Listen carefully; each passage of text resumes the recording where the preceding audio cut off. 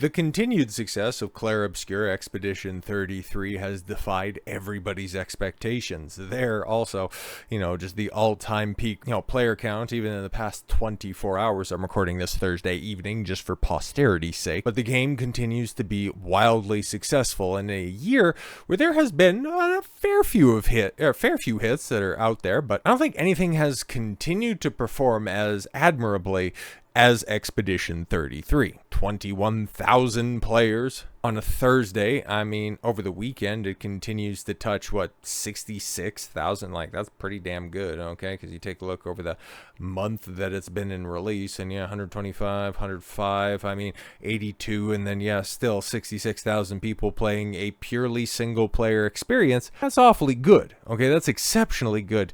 And, even something that did hit like crack cocaine, okay, in the form of Elder Scrolls 4 Oblivion's a shadow-dropped remaster, touching in just about at double the user base, but now as it sits, and I can go ahead and refresh as I did just before for Clair Obscur, it's hitting 10,000, which, hey man, here's the thing. A lot of these games, okay, especially single-player games, they run their course. That's totally fine, man. People pointing out, oh my god, Oblivion totally fell off. Monster Hunter Wilds fell off. Well, Monster Hunter Wilds came out in like February, and there's still 10,000. It was like 16,000 people playing, and they're just waiting for more content. That's all. Like, there's not sickos out there like me that are still playing Final Fantasy VII Rebirth and just chugging along. But I'm getting to a point where I'm about to enter the hard mode playthrough on PC. I'm at the last couple of chapters on my normal mode playthrough. So probably this weekend, maybe by the time that you guys are watching this, I'll be moving over to the hard mode. I don't know if I'll have the time. It's just,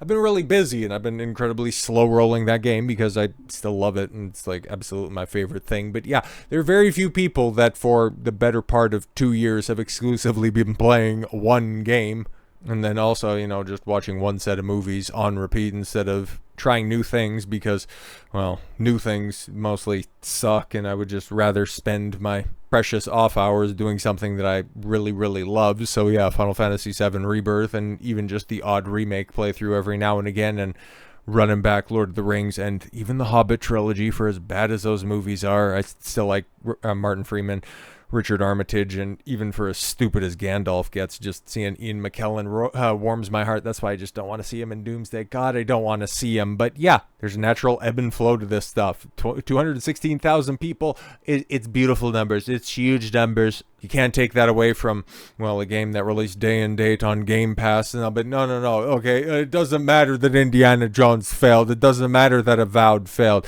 It also came out on Game Pass. You don't know how many people were playing on Game Pass. Same with, Doom the Dark Ages. Have they still updated it? Or did they just say, hey, there's a new patch that's out here.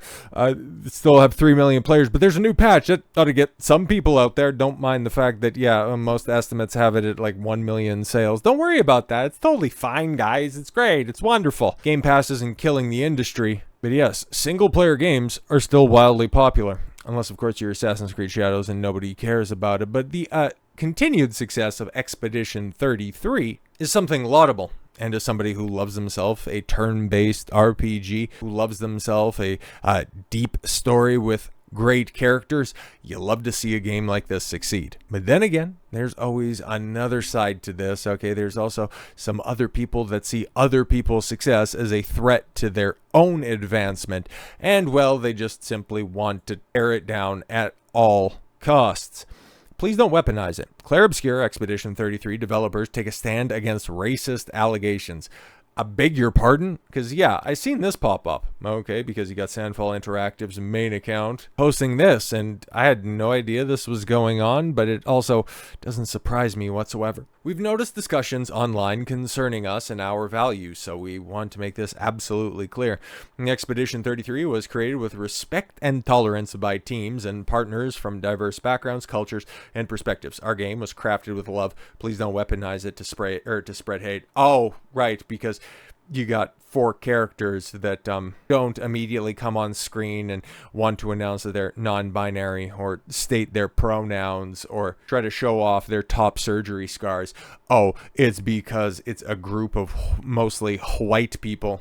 That's why they're racist. That's why they're sexist, because there's at the center of this I'm purposefully, because, well, I'm getting to the end of playing Rebirth and trying to run through Expedition 33. Looks like a very tantalizing proposition, so I've been purposefully staying away from any plot-related points. I know a little bit about it, and that's all I want to have about it. And what I do know about it is that a central core heterosexual love story is very much a part of it, and that's why the freaks on the internet hate the game. Because you got French leftists when they're not, riding out in the streets of Paris. Well, maybe that's a different sect of weirdos that are about to cross the channel via raft. But French leftists are trying to cancel devs of Clair Obscur with accusations.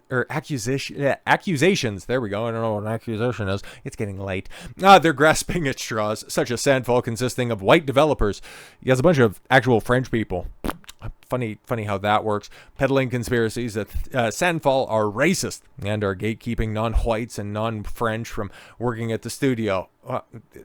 So funny, right? When you get a studio that hires competent and capable and passionate people, it's so funny who turns out for these roles when they aren't handing out HR positions, when they aren't handing out roles based on what boxes you tick as opposed to whether or not you want to work on a video game. It's so strange who always shows up to work. Sandfall consists of bigots who were expelled from Ubisoft after workplace harassment drama. I don't really want to cite any of those sources. That they're racist because the sole black Expedition 33 member dies early on in the game. Okay, you don't have to sell me any harder on this game. That the game somehow somehow has a nationalistic and patriotic agenda, which is meant to appeal to fascists. I mean, again, I'm already sold on the game. I just need to get the free time available to play it. Like, okay, cool. 30 developers and only white people. I'm sorry, it's 32 and a dog. And how dare you? How dare you not accurately identify that dog? We don't forget that they refused to hire non-French or non-colored people. Wait, what? Before they even looked at the CV. Not because it's good to suck at the game, but we have to start denouncing the studio's problem, posting screenshots from Google Lens, so probably not totally accurate, but apparently Sandfall are racist assholes. Yeah, I'm sure none of those have been doctored. There were more than 33 developers. The Asians who worked on the game are not highlighted. The fuck are you talking about? Sandfall it's like 32 people and a dog. Like, what are you talking about? Yeah, it's a big reach. So yeah, this makes a lot more sense. It's like, listen, our game is crafted with love, not with DEI in mind. I understand that is foreign to your stupid activist brains, but yeah, fuck off with your misery peddling. In a statement shared on social media on Thursday, Sandfall Interactive and developers behind 2025's breakout hit Clair Obscur Expedition 33 took a stand against the allegations of the studio were being racist against non-whites, asking fans to not weaponize the game as a means of spreading hate. Yeah, I'm so glad, right? Because I was wanting to I just couldn't find the right placement for, the whole fatigue thing that is going on. Pride fatigue, black fatigue. And now Sandfall is just exposing how we just all kind of have activist fatigue. Like, this is stuff that has been going around for a while. And honestly, as I'm doing my what has come around to being twice yearly reading of the Rational Mail, I'm just about done with preventative medicine, and yeah, the whole allegations you have to face if you're not adhering to a purely feminine narrative. We don't need to go ahead and delve into that stuff. But if you're just simply putting, as a man, your own well-being first, or you're not pedestalizing women, that you immediately get hit with all of your boilerplate accusations. The moment that you stop caring about that stuff is the moment that any of those words lose power. It's so refreshing to see more people take that approach, and I hope this doesn't lead to them buckling and capitulating to these fucking weirdos that never bought their game to begin with. The studio's statement comes roughly a day after an unnamed Twitter user levied accusations that the company refused to hire non-French and non-minorities. Yeah, exactly. There's nothing there. Absolutely nothing. Originally, a Twitter user by the name of Hokeen, shared that they refused to hire non-French or non-colored people before they even look at the CV. Oh, that's one of them that we read right there. Okay, that's okay. Yeah, that one right there. Name is blotted out. Their internal post came in response to an announcement that Expedition 33 team would be at Japan Expo for a panel and autograph session. Oh, sweet. Yeah, see, they're so racist that they're going to, let's check notes, Japan. Right. And they prioritize the exceptionalism of France. That's I'm not seeing the connection there, my friend. Following the initial post, the user went on to share some anonymous messages, that a person tried submitting their resume in person, but was turned away, only for the reportedly a white person to be hired shortly after. I'm sure that totally happened. Or maybe you were delivering whatever the French equivalent of DoorDash is, a dash de door. You're like, y'all hiring? And they're like, nah. You're like, racists. It's like, nah, just put the fucking fries in the bag, stupid.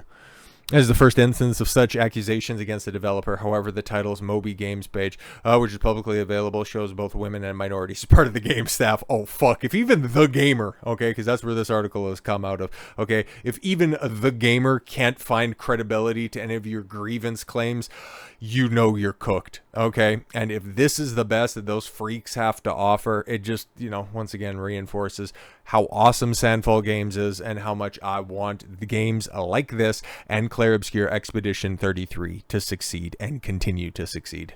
So with all that said, thank you all very much for the gift of your time. I've been Don Consuelo. I want you to follow your gut and get after it. Take care, everyone.